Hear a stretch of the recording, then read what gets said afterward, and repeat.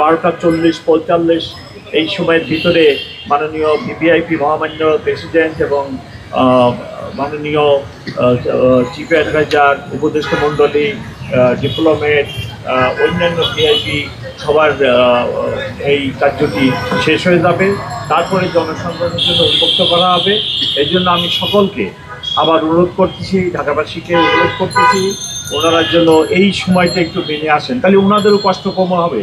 ওনারা এসে যদি ওই কলেজের ওখানে দাঁড়ায় থাকেন ঘন্টার পর ঘন্টা, অনেক সম্মানিত মহিলারা আসেন, বাচ্চা মেয়েরাও অনেকে আসেন, আমি চাই না ওনাদের এই কষ্টটা হোক। আমি আপনাদের মাধ্যমে রিকোয়েস্ট করি ওনারা যেন এই সময়টা একটু মেনে আসেন, তাহলে ওনাদেরও কষ্ট কম হবে, গ্যাদারিংটাও কম হবে, সব দিক দিয়ে আমরা এই ইভেন্টের নিরাপত্তা ব্যবস্থা দিতে সক্ষম হবে। তো এখান দিয়ে মানুষ আসতে পারবে না একটা ছাড়া, সেটা হলো আমাদের যে চলাচলের রাস্তা, সেটা হলো পলাশী থেকে ভাস্কর্য হয়ে জগন্নাথ হল ক্রসিং হয়ে কেন্দ্রীয় শহীদ মিনারে আসতে পারবে। আবার এক্সিট পয়েন্ট হলো শহীদ মিনারে শ্রদ্ধা নিবেদন শেষে রমনা ক্রসিং হয়ে দোয়েল দপ্তর হয়ে অন্যদিকে বের হতে পারবেন। এটা হলো এক্সিট পয়েন্ট। আর ব্যারিকেড পয়েন্টে আমাদের যথেষ্ট পরিমাণ ট্রাফিক পুলিশ সহ অন্যান্য পুলিশ সদস্যরা থাকবেন, বিশেষ করে ক্রাইম ডিভিশনের পুলিশ সদস্যরা থাকবেন। ব্যারিকেড পয়েন্ট যেহেতু কেউ অ্যাক্সেস না করতে পারে, বা ব্যারিকেড পয়েন্ট ডিঙ্গিয়ে যেহেতু কেউ না আসতে পারে একমাত্র পলাশী ক্রসিং ছাড়া।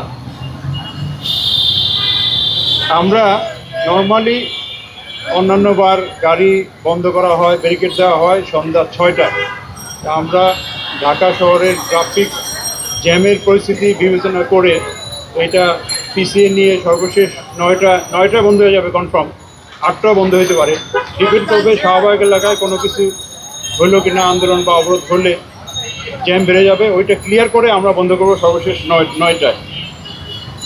তা আমরা আশা করব মিডিয়ার মাধ্যমে এখানে ট্রাফিকের যে স্কেচ ম্যাপটা দেওয়া আছে এটা প্রচার করলে জনসাধারণ জানতে পারবে এবং সেই অনুযায়ী তারা চলাচল করতে পারবে।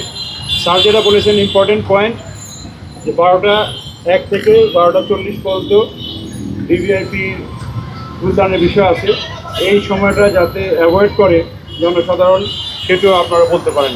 ধন্যবাদ সবাইকে। আসসালাম।